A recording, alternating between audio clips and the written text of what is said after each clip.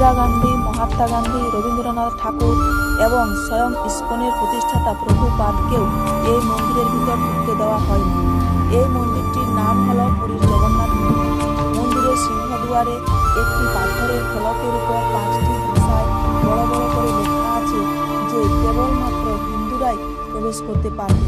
তাই ইন্দিরা গান্ধী ঢুকতে পারেনি, তার কারণ তার স্বামী ফিরোজ একজন ফার্সি ছিলেন। রবীন্দ্রনাথ ঠাকুরকে ঢুকতে দেওয়া হয়নি, তার কারণ তিনি একজন ব্রহ্মাবলম্বী ছিলেন। মহাত্মা গান্ধীকে ঢুকতে দেওয়া হয়নি, তার কারণ তিনি এমন কিছু মানুষকে সঙ্গে নিয়ে এসেছিলেন যারা দলিত সম্প্রদায়ের ছিল। এবং প্রভুপাদকে ঢুকতে দেওয়া হয়নি, তার কারণ তার কাছে কিছু বিদেশি ভক্ত ছিল। এখন প্রশ্নটা হলো, কেন অন্য ধর্মের মানুষদের এখানে প্রবেশ করা নিষেধ? কারণ ইতিহাস বলছে ওই মন্দিরে 18 বার হামলা করা হয়েছে এবং মন্দিরের অনেক দামি জিনিসপত্র চুরি হয়েছিল।